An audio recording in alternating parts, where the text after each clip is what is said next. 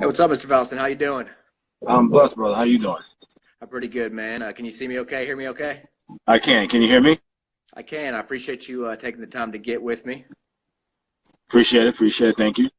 Yes, sir. So I'll just jump right into it. So what market are you working out of right now? So, from an investment standpoint, I'm kind of in a tri-state area, Okay. which is New York, Connecticut, and Jersey. I Okay. actually just took a trip to PA to check out the Philly market, and Okay. I was quite impressed with that. So that might be added to the into the repertoire because it's close enough. It's far, but it's close enough where if I can get a good management team out there, it would make a lot of sense. Okay. And are you physically located in New York? I'm physically located in New York. Cool. Cool. Word. Well, can you tell me a little bit about how you originally got into real estate, where you're from, and all that? Yeah, absolutely. So born and raised in New York City, from Okay. Queens originally, live in Long Island now. I got into real estate after 9/11, Okay. in the real estate sales side of things. I got laid Okay. off from Wall Street, and my father was working for a pretty sizable brokerage for one of the owners, and said, I see these guys making a decent, making some decent money. You like commission jobs, so this might be, your chance. That people always need a place to live. Plus, your brother is an investor. Maybe you guys could work together in some form or fashion. And that was my introduction to the real estate world. And then my brother, he started to teach me kind of what the cash flow model, we'll call it, kind of how his properties were paying for aspects of his life, Right. and that intrigued me quite a bit. So my cousin and I bought a property back in 2006. Okay. Just wanted to be part of the real estate. We overpaid, didn't do the Right. numbers right. We're just excited to be investors, Right. and that has probably been the Harvard of my real estate investing career, Yeah. because we made so many mistakes there and had to overcome a lot of things. We still own the property now, but it took a lot to keep ourselves above water. Yeah. Well, I think real estate's a thing that you kind of got to get your hands dirty to learn anyway. Yeah, Um, and something I've heard people say a lot is real estate's forgiving in the long run. You can mess up pretty bad, but if you keep the property long enough, it'll pay itself off. So, yeah, exactly. If you're in the right, at least if you're in the right market, you're correct. in the right market. For the most part, if you're anywhere near urban, it usually works out. Rules is a little tougher, Right. but like the reason it worked out for us, we came out of pocket a lot to maintain it, and then eventually they built a casino nearby, which then in turn There you changed go. the employment demographic. Yeah. So it gave us a little bit more opportunity to, gain some cash flow and maintain the property. But even still, if we can sell it, we will. To do some other things, because now that we understand better, we have some better uses for the capital. But the Mhm. fact that now that it's taking care of itself and there's still some cash flow there that's respectable, we're not in a rush. We don't have to, but possibly could be sold in the future. Cool. So that was about 13 years ago. What does your business model look like at this point? Are you still working with your brother? Are y'all primarily landlords, or what are y'all doing? Correct. So I own 7 properties now, and so what's funny is we went through a crazy time. Let's say between 2015 to 2018. Hmm. There was a lot of restructuring I needed to do on both our parts due to some personal things that occurred. Once we got our head above water from that, we've been going, really hard on getting back into the game and growing our portfolio to a place where we believe it should have been had we not had those bumps in the road. So, considering how long I've been in the game, you always want to play that game of, damn, I should be here, up here versus Yeah. down there. But when I look at it back and I really pay attention, like I said, it was a great learning experience. That it was kind of, I just saw a great meme on this. It was like God was pulling me back like an arrow. You know what I mean? Just stretching me back and then about to let me go. And I'm about to go. So it's kind of where we're at now, and we're doing a nice flip. Actually, we was gonna make it a flip, but now we're deciding to hold it Cool. in Long Island, and then we're looking to cash out, refine, and do some other things in that realm. Alrighty. So you said you own about 7 properties now. Are they primarily single family, or do you like multifamily, or do you have? We like multifamily. 2 of them are single family, But if anything I purchase, unless it's a flip, is going to be a multifamily. Cool. And when you say multifamily, you're talking duplex, triplex, or have y'all moved up to Right now we're staying between duplex to quads, and then the goal is to gain enough cash flow, kind of put those all under one loan, so that way we can take that capital and move into 8, 12, 20 unit type multifamily projects.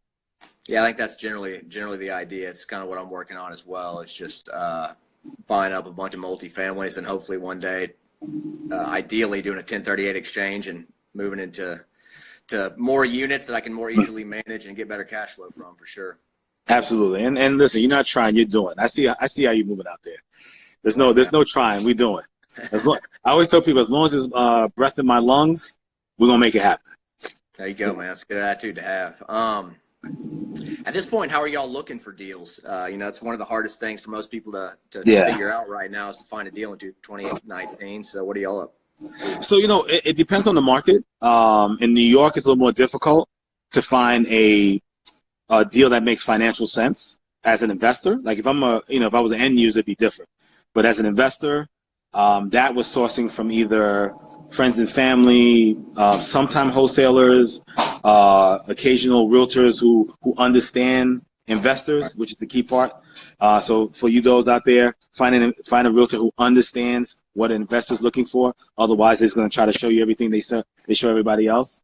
Sometimes it's just my own research, making relationships with different types of attorneys, whether it be real estate, divorce, estate, multiple things where something may come in, or distress, or just I drove by something like, that looked like no one's touched that for about 5 years. Let me find out who owns that. And seeing if they're willing to sell it or what, as long as they're being reasonable and things of that nature. Like, for instance, there's a deal that two of my guys and two of my partners were working on. It's a situation where a friend of ours, the mom owned the home for quite a bit of time, but just, fell behind and, fell on hard times. And his goal is just to get her out of it and let her restart.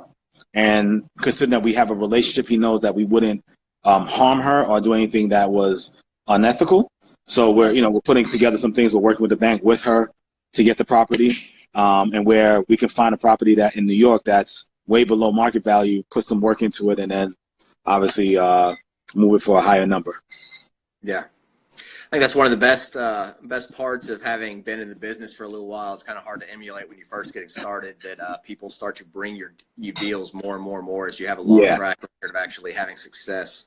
Correct. Knowing how to deal with good deals. So I'm just starting to get into that point, especially like you said with realtors. Having a realtor that actually works with me on my rehabs and that actually sold me the house that I'm living in now. It's a duplex that I live in one side of. He's starting to see more and more what my actual business model is, and therefore he can understand a little bit more exactly what we're looking for. So once, especially a good realtor, once they see that you're an executor, they're like, hold up, this could be a long-term cash flow thing for them. So that's how I built my business. My brother introduced me to a developer in 2006. And I remember saying, hold up, I'm doing a condo building and I'm getting 12 units from one person. And I'm like, so why the hell am I chasing individuals? So I started chasing developers, where my business model was to work with developers or institutions and get multiple units. So as a realtor, if you know there's a person who closes and they know that they can close, they're going to feed you deals because they know, hey, this guy's guaranteed, he or she is guaranteed to close and make this deal happen, as long as I bring them something that makes sense. You know what I mean? Right. Definitely. I think it takes like you said, it just takes them seeing that you can execute, because obviously they're going to have to make a lot of offers for you if you're going through a realtor before you actually get one accepted, which isn't the case for most of the clients they're going to work with. But at the same time, most of the clients they're going to work with are one-offs, and you can conceivably bring them more and more and more commissions because you're actually going to be buying houses on a regular basis as opposed to. And I'm such because I'm from the industry, I am very loyal. So if I'm doing flips, if you brought me to flip, who else am I going to give the listing to? You know what I mean? So it's a win-win for anybody who could bring me a strong deal. So And I let people know that I'm very grateful. I'm very generous because I believe if I give you a little something and you're incentivized to bring me more of your deals, I'm just going to see more deals. So even if I make a little less on the deal, I'll make that up in value. You know what I mean? And that's why I've been in real estate sales for 17 years. I started selling in 2002. So most people are like, how the hell did you survive that long through the ups and downs and all this? I was like, because I learned it's better to get a piece of a pie than no pie at all. Right. It's better to get a piece of something than all or nothing. Exactly. For sure. So that's been my kind of my guiding principle in business, is that it should be a win-win for everybody. You know what I mean?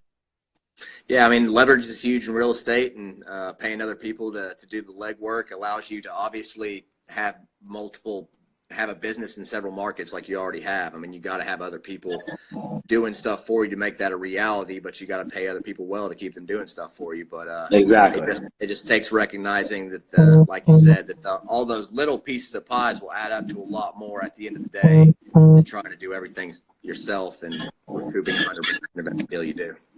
Absolutely. So it's something that most people don't get. They want to hoard, and they don't realize, the tighter you hold your fist, the less can fit in it. So what's the point?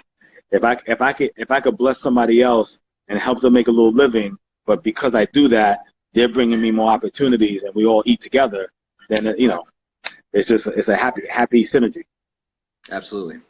So I see you on your page doing Real Estate Wisdom Wednesdays. Are you doing? I know you're sending people to something. Are you doing live calls when you set that up, and just doing a personal live call to get people to? Or are you doing webinars, or what kind of educational products are you doing at this point? So right now, as a matter of fact, I took a little time off just because some travel and some family stuff, but I'm going to be getting back to it this Wednesday, as a matter of fact. So the things that I'm moving people towards. So there's two things that I have. Is an Invest and Learn class. So for those who say, hey, I got a few bucks, but I don't have no idea what the hell to do with it, or I'm scared to go out there and do it on my own because I don't know what I'm doing. We do it together. Like, we do the investing together. We identify the property. We talk to contractors. We go through the rehab. We talk to why we picked this, what we did that, but we're doing it together as an investment group per se. But I'm teaching a class as part of it. Right? And then they'll get a little return on their investment. It's a win-win for everybody. You pay me for the class, you get some money back, usually more than you've invested, and you win. And you learn. So now you have two options. You can either take that money and go do it on your own, or we can reinvest together on another deal. And the second aspect that I'm doing, I'm putting the final touches now, is an online course on the basics of how to invest both on the flip and buy and hold side. Okay. So where can people find that? So if they go to my bio, there's links to both. There'll be one that says Invest and Learn, the other one says Real Estate Online Course. So I'm putting together the list for the online course, and we'll send out an email letting everybody know, hey, here's what's going to be available. Here's all that's there. Here's the cost. Or I may actually do a live webinar first to explain everything, to give people the opportunity to understand what they would be getting. And then at that time, they can, so decide to join me on the journey, or say, hey, thank you, but no thank you. But I'll be here. I enjoy teaching, and hence why you'll see on my thing, they also call me a coach. I've coached high school football, track, and all that stuff, but I actually love teaching.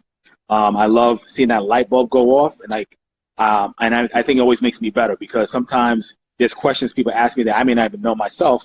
I'll go do the research and come back and teach it, and that's just an opportunity for me to learn something new. So the more you can teach, the more you learn. Yeah, they say you don't actually know something until you can teach it to somebody else. So exactly. I definitely found myself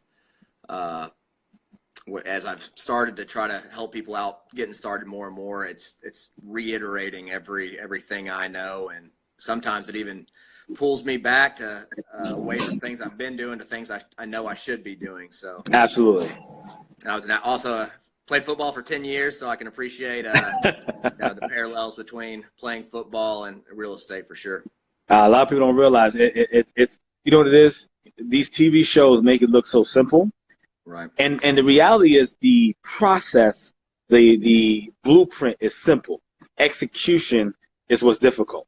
So my job, like I always tell, I tell my daughter, I tell my kids, my position, and the kids that I coach was, hey, I put you in a position to win, right? But you on the field yourself. So Right. you have to execute on the field to use the things that I coach you on. But I will always put you in a position to win. What you do with that, that's on you. Absolutely. Well, I don't want to wrap up too much of your time. If you had Absolutely. one little quick piece of advice to give to everybody that's just trying to get started, what would that be, you think? So here's the biggest rule. Take emotions out of it. Have a set kind of blueprint or formula that you use. And if the numbers don't fit the formula, don't try to logical or emotionally make the deal make sense. It won't at the end of the day. So stick to the formula. It fits, go. It don't fit, gotta go. Period. End of story. And then you'll Don't start. Yeah, the so way don't you get buy is how you emotional, survive. stick to the numbers. Exactly. The way you buy is how you survive. So, Absolutely.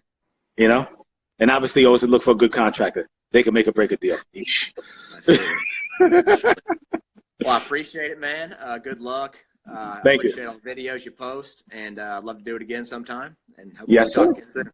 As a matter of fact, for everyone who has followed me or not followed me yet, I'm coming back with a full fury. I had to take a little break. I was in the lab doing some research, checking out some new locations. Now we're coming strong. So I look forward to having everybody with me. We look forward to watching, man. I appreciate it. Thank you, sir. Thank Have you. a good one.